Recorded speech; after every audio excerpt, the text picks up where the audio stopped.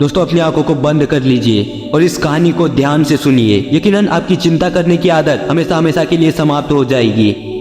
एक दिन भगवान बुद्ध अपने शिष्यों को प्रवचन दे रहे थे। तब वहाँ एक व्यक्ति अपने बेटे को लेकर आता है और जब प्रवचन समाप्त हुआ तो भगवान बुद्ध उस व्यक्ति को अपने पास बुलाते हैं और उनको अपनी समस्या बताने को कहते हैं। तब वह व्यक्ति अपनी समस्या को बताते हुए भगवान बुद्ध से कहता है, तथागत, ये मेरा इकलौता पुत्र है। इसकी उम्र 20 वर्ष है, लेकिन ये हर वक्त थका थका सा रहता है। ऐसा लगता है कि इसके अंदर जान ही नहीं है। इसका स्वभाव भी काफी चिड़चिड़ा हो गया है। छोटी छोटी बातों पर गुस्सा हो जाता है। इसकी देखने की क्षमता भी कम हो गई है। बाल सफेद पड़ने लग गए।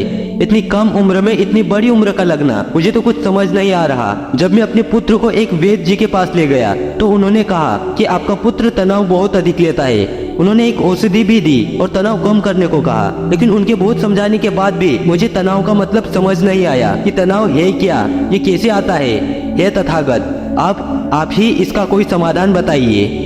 ये सब सुनकर भगवान बुद्ध उसके पुत्र को ध्यान से देखते हैं, उसके चेहरे को देखते हैं, उसकी आंखों को देखते हैं। तत्पश्चात भगवान बुद्ध उस व्यक्ति को कहते हैं, तनाव लेना कोई नहीं चाहता, लेकिन फिर भी किसी न किसी तरह से ये तनाव व्यक्ति के दिमाग को पकड़ ही लेता है और वह व्यक्ति यह जान भी नहीं पाता कि वह तनाव में जी रहा है। लेकिन अगर कोई व्यक्ति तनावों के कारणों को अच्छे से समझ लेता है तो वह व्यक्ति तनावहीन हो जाता है। अब भगवान बुद्ध बताते हैं कि तनाव होता क्या है और किन कारणों से होता है और इसका समाधान क्या है।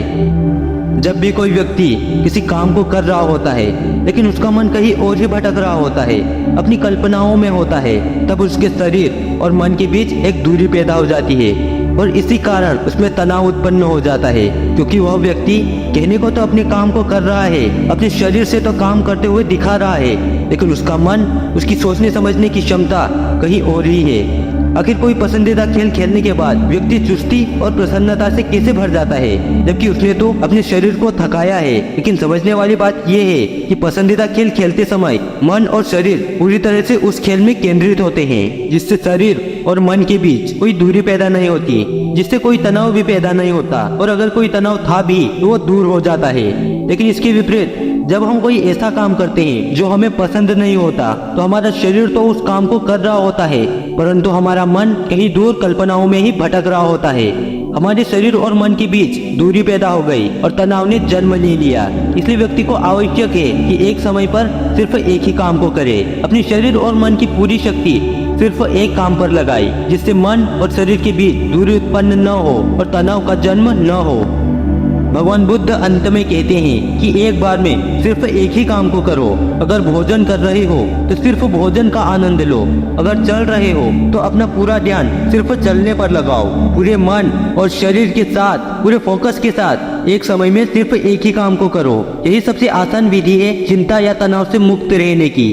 दोस्तों, अगर हमें भी अपने लक्ष्य को प्राप्त करना है तो हमें एक समय पर सिर्फ एक ही काम पर ध्यान देना चाहिए। पूरा फोकस उसी काम पे रहना चाहिए, फिर यकीनन हमें हमारा लक्ष्य प्राप्त हो ही जाएगा।